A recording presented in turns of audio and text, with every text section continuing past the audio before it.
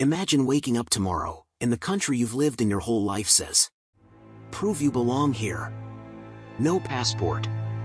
No documents. No proof. Would you still be a citizen, or a stranger? This is not just imagination. This question has shaped history, wars, migrations, and identities. And the answer in India lies inside Part 2 of the Constitution: Citizenship. The day India was born.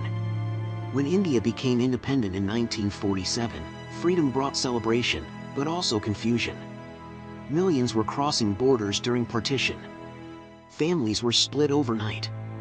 People who slept in India woke up in Pakistan. Others who lived in Pakistan suddenly found themselves in India. In that chaos, one question haunted millions. Who is Indian? The Constitution makers knew that defining citizenship was urgent. Without citizens, there is no nation. Without clarity, there is conflict. So when they wrote the Constitution, they dedicated Part 2 entirely to citizenship. This part didn't talk about rights or elections or courts. It answered a deeper question: who belongs to India at the moment of its birth? Because independence was not just about land. It was about people. Defining a citizen. Part 2 of the Constitution covers Articles 5 to 11, and these articles were designed to settle the question of citizenship on the day the Constitution came into force, January 26, 1950. Article 5 declared that anyone who had a domicile in India and met certain conditions, like being born in India, having parents born in India, or living in India for a specific period, would automatically become a citizen. But things were not simple.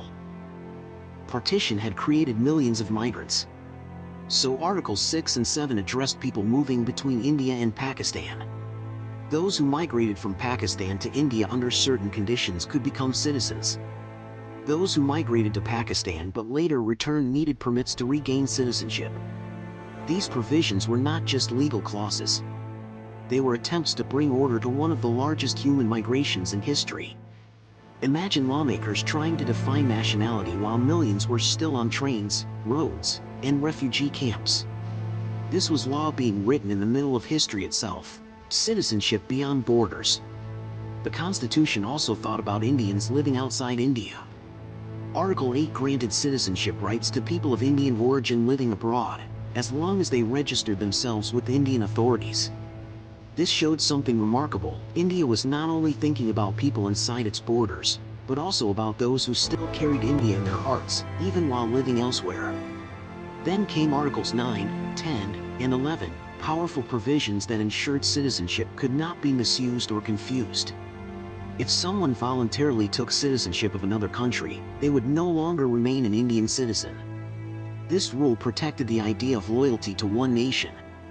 Article 10 guaranteed that anyone recognized as a citizen would continue to be one unless laws said otherwise.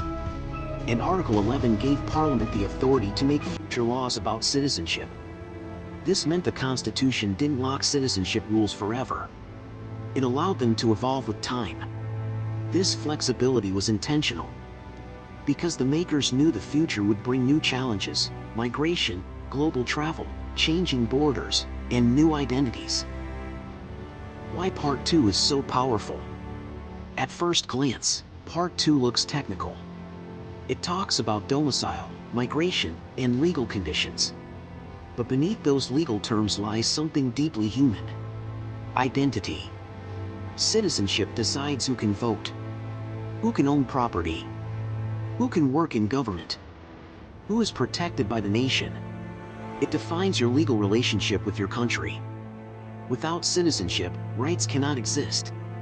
Without citizens, democracy cannot exist. Without belonging, a nation cannot exist. That is why Part 2 is not just about legal status. It is about belonging, protection, and recognition. It tells every citizen, you are not just living in India.